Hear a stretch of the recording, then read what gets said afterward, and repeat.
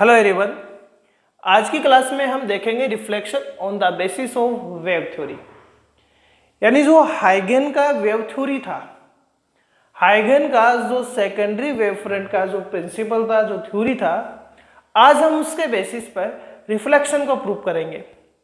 मैंने हाइगन का जो वेव थ्योरी पढ़ाया था तो मैंने आपको बताया था कि ये हाइगन के हम वेव थ्योरी के बेसिस पर रिफ्लेक्शन को, रिफ्रैक्शन को, इंटरफेरेंस को और डिफ्रैक्शन को पढ़ने वाले हैं। तो आज हम देखते हैं कि इन्होंने रिफ्लेक्शन को कैसे प्रूफ किया था।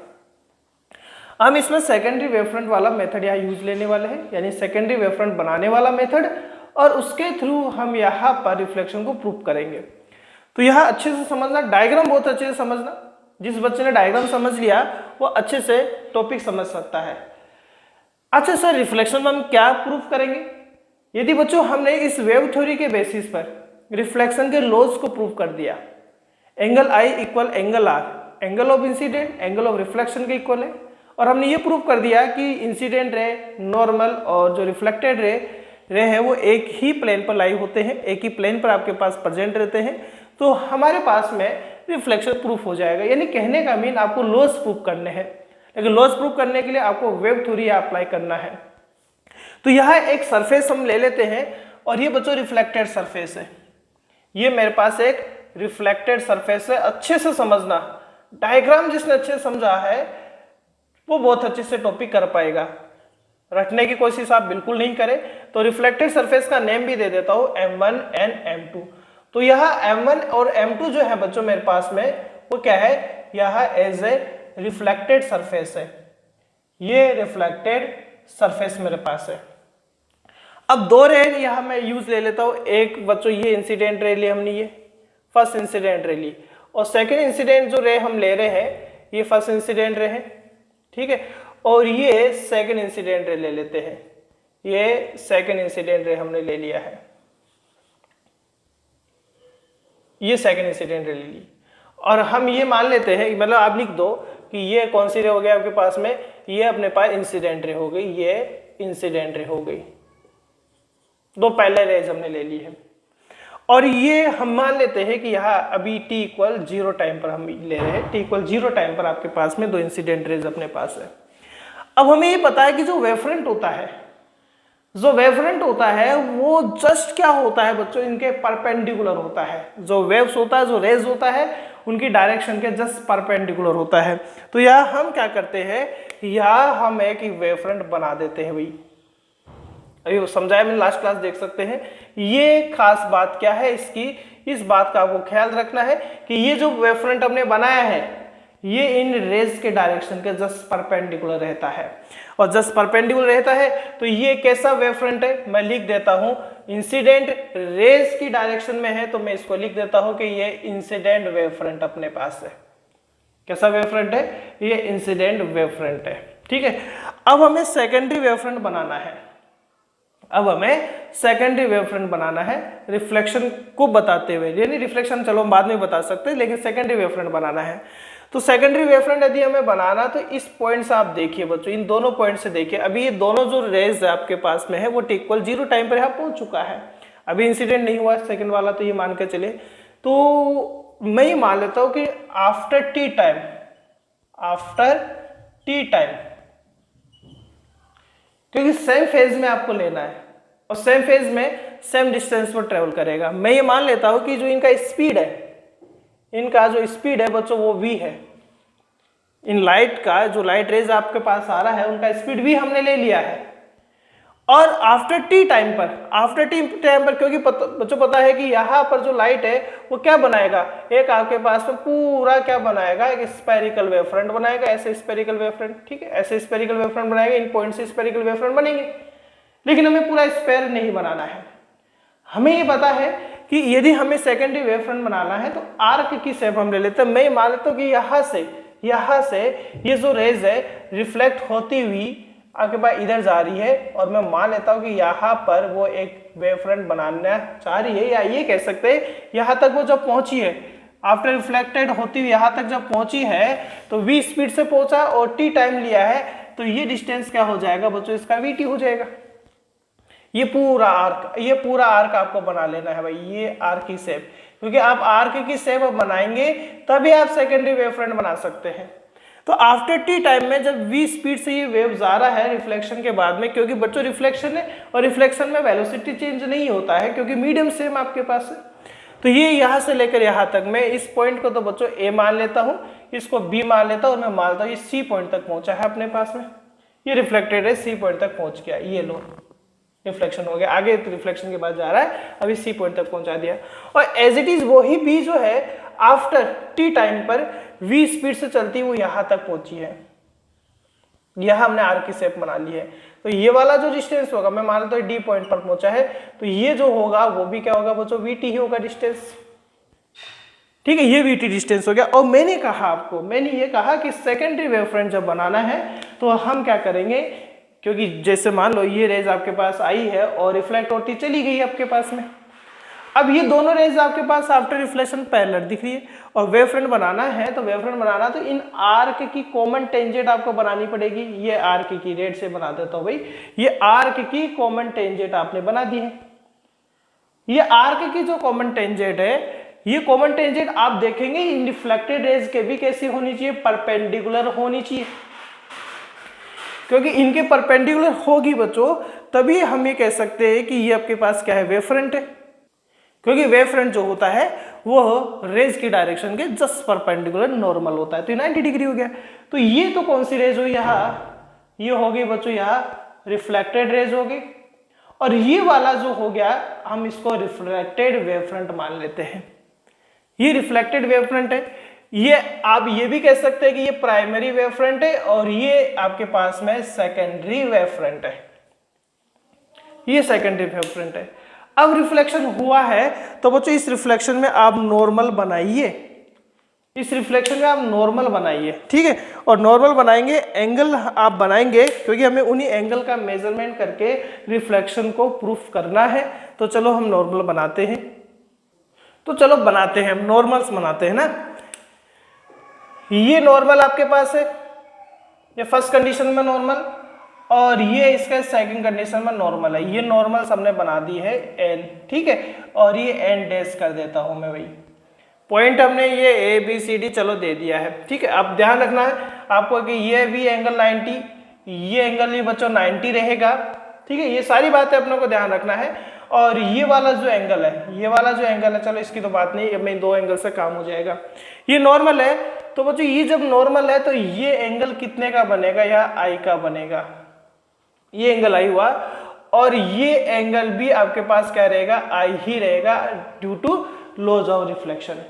रिफ्लेक्शन के लॉ से आपके पास में एंगल आई और एंगल आर इक्वल होते हैं, तो मैंने इसको एंगल आई मान लिया, चलो आर मान लो, जो भी आपकी इच्छा वो मान सकते हैं, कोई दिक्कत नहीं है, ठीक है। अभी हम चलो आई मान लेते हैं इसको। यदि बच्चों हमने इसको आई माना है और आप ही देखें कि ये पूरा एंगल, जैसे हम बात करें कि ये एंगल आपके पास में आई है, अच्छे से एंगल की बात करना है, तो चलो एंगल को मैं एक बार थोड़ा साइड में समझा देता हूं ताकि चीजें आपको समझ में ढंग से आए। तो देखते हैं, जैसे हमने इस तरीके से बना रखा है, ये रेज और ये नॉर्मल है, ठीक है, ये सरफेस है, और यहां पर हम देख रहे हैं ये वेव फ्रंट है।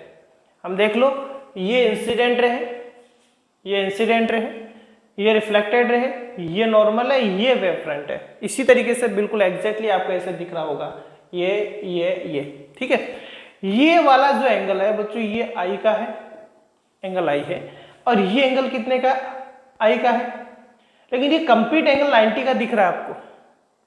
कंप्लीट एंगल मतलब कंप्लीट एंगल कौन सा, हम देखेंगे कि ये वाला जो एंगल है, ये जो एंगल है वो 90 का है, तो ये वाला जो एंगल रहेगा वो कितने का रह जाएगा, 90 माइनस आई डिग्री रह जाएगा। मतलब ये वाला एंगल अपने पास में आई है, ये पूरा 90 है, तो ये रह गया 90 माइनस आई, ठीक है। तो ये एंगल आपको समझ में अच्छे से आना चाहिए। आप देख सकते हैं डायग्राम आप खुद बनाकर यदि प्रैक्टिस करेंगे तो ज्यादा आपको अच्छा समझ में आएगा। मैं जो समझा रहा हूं उसको एक बार वापस से मैं एक्सप्लेन कर सकता हूं। तो ये एंगल आई हा रिफ्लेक्शन के लॉ से पूरा एंगल नॉर्मल से 90 बनता है सरफेस का, तो यदि ये एंगल आई है तो ये 90 माइनस आई रह गया। अब देखो सेकंड जो रिफ्लेक्टेड रे है वो ये वाली है, ये वाली। अब यदि हम बात करें कि ये रहा, यहाँ से नॉर्मल से एंगल बना, मैं इसको आर मान लेता हूँ, एक साइड आर आप आई माने, एक साइड आर माने, क्योंकि इन दोनों को प्रूव करना है। तो ये एंगल भी बच्चों आर का रहेगा, ये एंगल भी आर का रहेगा। देखो ये इंसिडेंट रे थी आपके पास में, ये रिफ्लेक्टेड रे है, ठीक है। तो ये हम बात कर सकते हैं कि ये एंगल आर का रहा अपने पास में, तो ये एंगल भी अपने पास आर का रहा, ठीक है। ये पूरा एंगल नॉर्मल के साथ 90 बनेगा, ये पूरा एंगल 90 बनेगा। तो ये वाला जो एंगल रहेगा ये 90 माइनस आर रहेगा, ये एंगल 90 माइनस आर अपने पास रहा। अब हम दोनों डायग्राम को अलग अलग बना लेते हैं, मतलब दो ट्राइंगल्स को यहाँ मैं सेलेक्ट कर रहा हूँ, दोनों ट्राइंगल देखें कौन कौन से हैं, इस तरीके से देखना है भाई, ठीक है। फर्स्ट ट्राइंगल ले रहा हूँ बच्चों में, फर्स्ट ए बी डी को ले रहा हूँ मैं। देखो ये ए, ये बी और ये डी को मैं ले रहा हूँ, दोनों में दोनों वेवफ्रंट बी हमें लेने हैं। देखें ये ए है, ये बी है और ये डी है। अब ये ए और बी आपके पास जो है, तो ये वाला जो आप देखेंगे पोर्शन ये तो 90 डिग्री है, ये तो 90 है। और बी से लेकर डी तक, बी से लेकर डी तक जो उसका डिस्टेंस है वो कितना है, वीटी है। बी से लेकर डी तक उसका डिस्टेंस वीटी अपने पास है। बात समझ में आ रहा है क्यों है वीटी? क्योंकि यहाँ से लेकर यहाँ तक जो आपके पास चल रहा है वो सेम टाइम में सेम स्पीड से ट्रेवल कर रहा है, तो डिस्टेंस हमने वीटी ले रखा था। सेकंड ट्राइंगल जो ले रहा हूं आप देख सकते हैं, ये ए बी जो है ये प्राइमरी वेवफ्रंट है, ठीक है। इसी तरीके से एक और हम ले रहे हैं यहाँ पर, ये वाला पॉइंट ए सी और डी ले लेते हैं। तो ये सी पर जो बन रहा है वो 90 है, और ए से लेकर सी तक वो डिस्टेंस एक्स चल रहा है जो वी टी के इक्वल होगा, क्योंकि स्पीड वी और टी टाइम हमने ले रखा था। तो ये वी टी आपके पास हो चुका है, ये एंगल अपने पास क्या हो चुका, 90 हो चुका। अब चलो एंगल का और बात करते हैं।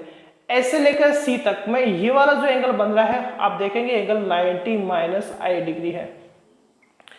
यहां से देखो ये वाला एंगल 90 माइनस आई डिग्री है, देख सकते हैं आप ये वाला एंगल। तो ये वाला एंगल कितने का रहेगा, आई का रहेगा, क्योंकि बच्चों इन तीनों ट्राइंगल का जो सम होगा 180। सपोज करें इसको आप x मानिए, एक बार इसको x मानिए, ठीक है। तो तीनों का सम क्या होगा x, सेकंड क्या है 90 है, थर्ड क्या है बच्चों 90 माइनस आई है, और तीनों का सम 180। तो 90 90 180, 180 से 180 कैंसिल, तो x equal to I degree आ चुका है। तो ये आपके पास में x इक्वल आई डिग्री आ गया है इस तरीके से, ठीक है। अब यदि हम बात करें कि ये वाला एंगल 90 माइनस आर है, ये एंगल जो है ये 90 माइनस आर है, तो ये वाला जो एंगल रहेगा ये वापस आप ऐसे फाइंड आउट करेंगे तो यार हो गया। अब आप देख सकते हैं इसमें तो सी डी है, सी डी वाले को आप देखें, सी डी जो हमने माना पॉइंट सी डी, ये क्या है, ये सेकेंडरी वेव फ्रंट है। बात समझ में आ रहा है? तो दो ट्राइंगल को हमने सेपरेट कर लिया है, क्योंकि हमें प्रूव करना है यहाँ कि एंगल आई किसके इक्वल होता है, एंगल आर के इक्वल होता है। तो चलो एंगल आई और एंगल आर के इक्वल होता है या नहीं होता, पहले तो हम देखते हैं। पहले हम ये देखें कि वो जो इसमें एक साइड की बात करें, तो इसमें जो बी डी साइड है, मतलब जो साइड है कौन सी बच्चों, बी डी, बी से लेकर डी तक की जो साइड है वो ए से लेकर सी तक की साइड के इक्वल है। ये पहले तो हम बात कर रहे हैं, और ये साइड क्या है वो भी हम देखें। देखो ये आर क्या है बच्चों, एंगल है, और एंगल का सामने वाला साइड क्या होता है, परपेंडिकुलर होता है। तो ये परपेंडिकुलर साइड है बी डी। इसी तरीके से आप ये देखें ये एंगल आई है और हम साइड एसी ले रहे हैं, तो एंगल आई के सामने वाली साइड क्या होगी, परपेंडिकुलर। तो एक परपेंडिकुलर साइड इक्वल है। अब ये भी बात लिखना ताकि आपको पता रहे कि हम किस मेथड से यहाँ कॉन्करेंट करेंगे ट्राइंगल्स को। तो ये आपके पास में क्या है, परपेंडिकुलर साइड है, ये परपेंडिकुलर साइड अपने पास है। बात यहां तक समझ में आ रहा है? सेकंड आप बात करें, ए से लेकर डी तक की बात करें, ऐसे लेकर डी तक की बात करें, तो ऐसे लेकर डी तक की जो साइड है बच्चों वो तो कॉमन साइड है, और ये 90 के सामने वाली साइड है, मतलब ये हाइपोटेन्यूस साइड भी इक्वल है, इनकी हाइपोटेन्यूस साइड भी इक्वल है। यानी हम लिख सकते हैं सेकेंड कि जो एडी साइड है वो कॉमन है, और ये कॉमन साइड आपके पास क्या है, हाइपोटेन्यूस है, एच साइड है। थर्ड हम देखें कि एक एंगल कौन सा, बी, या एंगल बी बोल दो, या आप ऐसे लिख सकते हैं एंगल ए बी डी, ठीक है, लिखना चाहिए लिख सकते हैं, या आप डायरेक्ट लिख सकते हैं कि एक एंगल ए और एंगल सी कितना डिग्री है, 90 है, क्योंकि बच्चों वेव फ्रंट्स है और वेव फ्रंट जो होता है वो रेज की डायरेक्शन से परपेंडिकुलर होता है। तो एक आपके पास एंगल इक्वल है, जो राइट एंगल है, ये स्पेशल बात है, ये राइट एंगल आपके पास है। तो हम ये देखें, हम क्या देखें कि ये क्या है, ये आपके पास में जो था एंगल था, ये परपेंडिकुलर साइड है, इसमें भी एक परपेंडिकुलर साइड है, ठीक है। और यदि हम बात करें तो ये वाली जो साइड है 90 के सामने वाला साइड है, तो हाइपोटेन्यूस हो गया। इसी तरीके से एक एंगल 90 डिग्री हो गया, एक एंगल अपने पास में क्या हो गया, 90 डिग्री हो गया। तो यदि ये 90 डिग्री हो गया तो हम इसको ऐसे लिख सकते हैं कि एक तो राइट एंगल, एक हाइपोटेन्यूस और एक साइड इक्वल है। तो ये RHS लग रहा है, नहीं लग रहा है? एक प्रॉपर्टी होता है ट्रायंगल्स का, RHS प्रॉपर्टी।